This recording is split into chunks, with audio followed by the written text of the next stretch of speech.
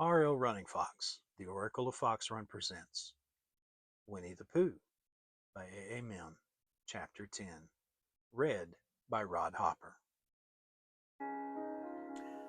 Chapter 10, in which Christopher Robin gives Pooh a party, and we say goodbye.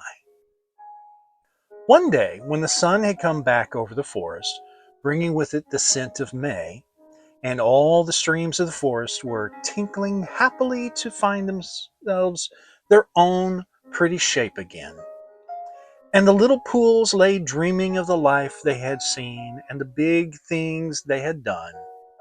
And in the warmth and quiet of the forest, the cuckoo was trying over his voice carefully and listening to see if he liked it. And wood pigeons were complaining gently to themselves in their lazy, comfortable way that it was the other fellow's fault. But it didn't matter very much on such a day as this.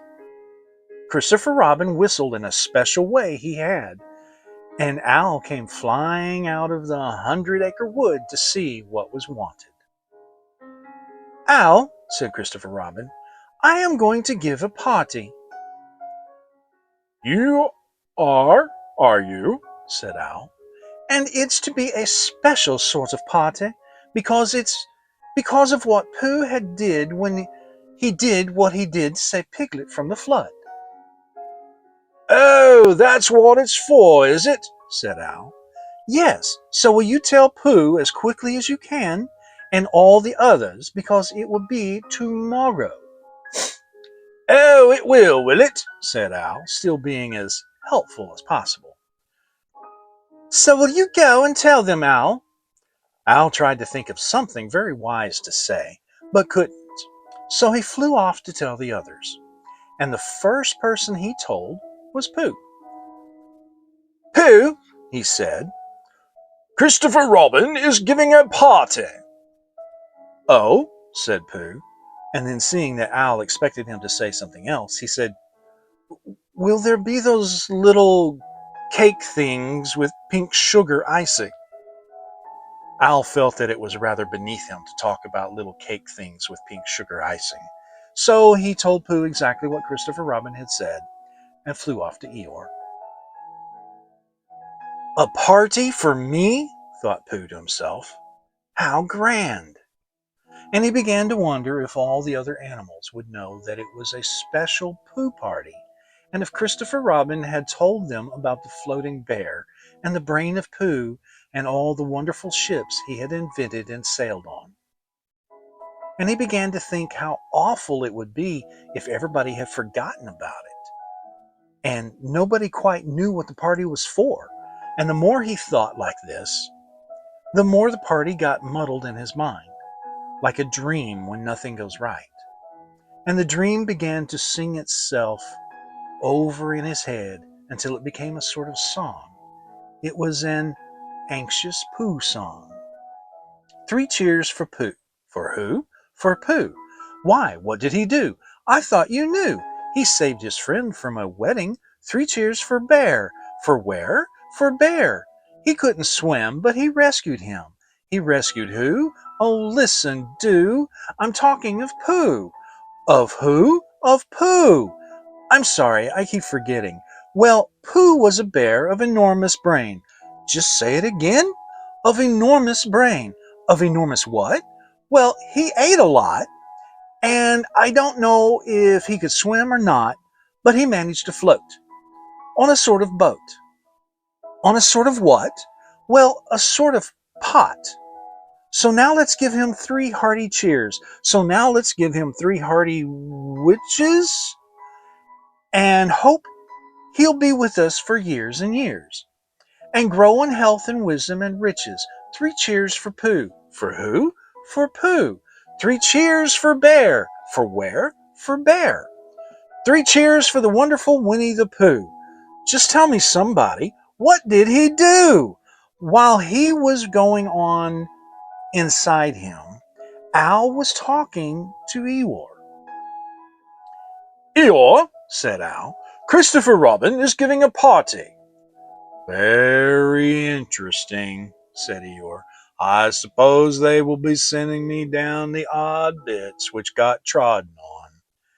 Kind and thoughtful, not at all. Don't mention it. There is an invitation for you. What's that like? An invitation!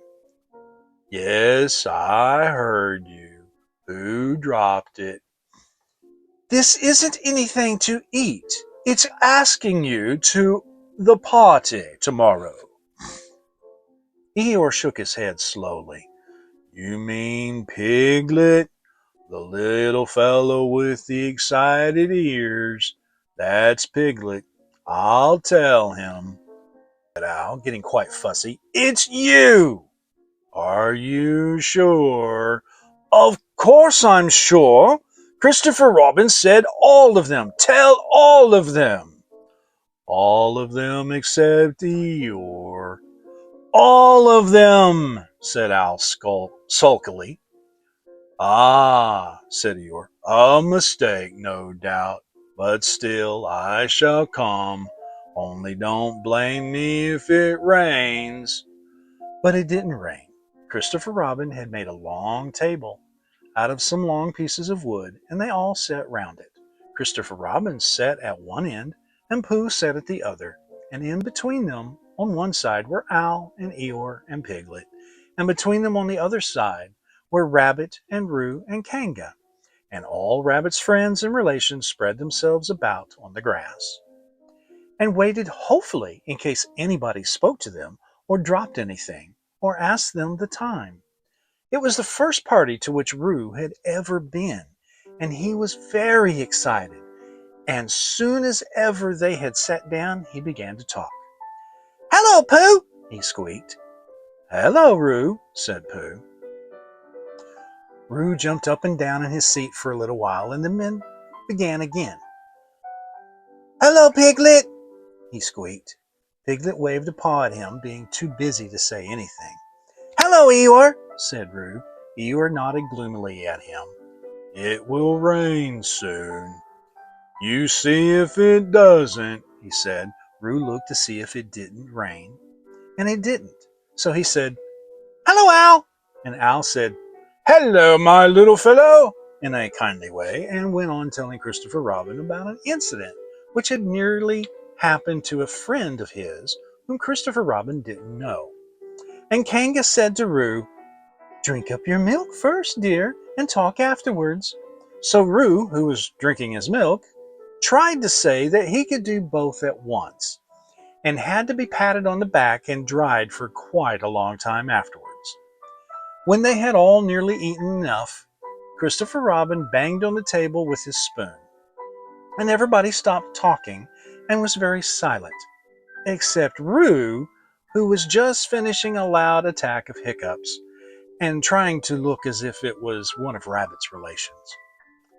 This party, said Christopher Robin, is a party because of what someone did, and we all know who it was. And it's his party because of what he did, and I've got a present for him, and here it is. Then he felt about a little and whispered, Where is it? While he was looking, Eeyore coughed in an impressive way and began to speak. Friends, he said, including oddments, it is a great pleasure, or perhaps I had better say, it has been a pleasure so far to see you at my party. What I did was nothing. Any of you, except Rabbit and Owl and Kanga, would have done the same. Oh, and Pooh, my remarks do not, of course, apply to Piglet and Roo, because they are too small. Any of you would have done the same, but it just happened to be me. It was not, I need hardly say, with an idea of getting what Christopher Robin is looking for now. And he put his front leg to his mouth and said in a loud whisper, Try under the table that I did what I did. But because I feel that we should all do what we can to help, I feel that we should all, said Roo accidentally. Roo, dear, said Kangaroo reproachfully. Was it me? Asked Roo, a little surprised. What's he are talking about? Piglet whispered to Pooh. I don't know, said Pooh rather dolefully. I thought this was your party. I thought it was once, but I suppose it isn't. I'd sooner it was yours than Eeyore's, said Piglet. So would I, said Pooh. said Roo again. As I was saying, said Eeyore loudly and sternly, as I was saying when I was interrupted by various loud sounds, I feel that... Here it is, cried Christopher Robin excitedly. Pass it down to silly old Bear. It's for Pooh. For Pooh? said Eeyore. Of course it is. The best bear in all the world. I might have known, said Eeyore. After all, one can't complain. I have my friends. Somebody spoke to me only yesterday, and was it last week or the week before that Rabbit bumped into me and said, bother, and social round always, something going on. Nobody was listening, for they were all saying, open it, Pooh. What is it, Pooh? I know what it is. No, you don't, and other helpful remarks of this sort.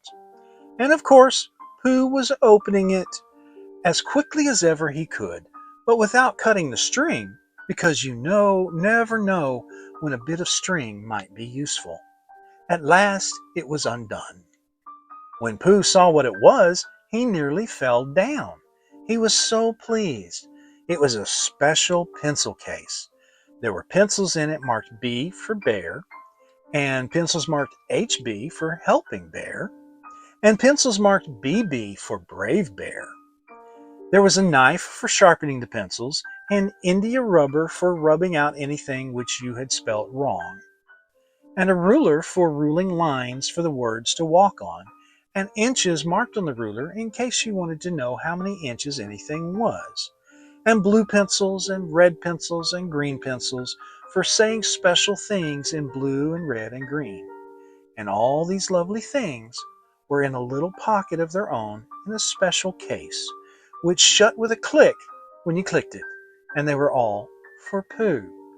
Oh, said Pooh.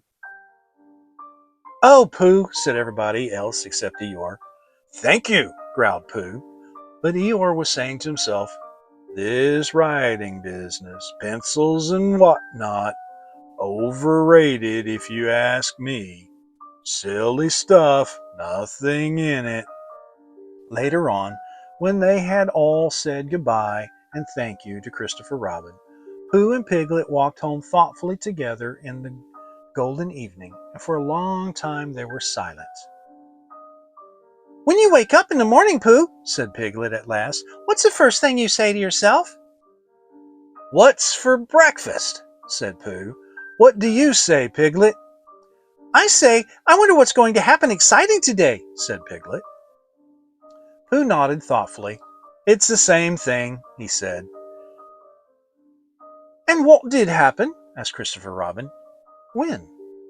Next morning. I don't know. Could you think and tell me and Pooh come sometime? If you want it very much. Pooh does, said Christopher Robin. He gave a deep sigh, picked his bear up by the leg, and walked off to the door, trailing Winnie-the-Pooh behind him. At the door he turned and said, Coming to see me have my bath?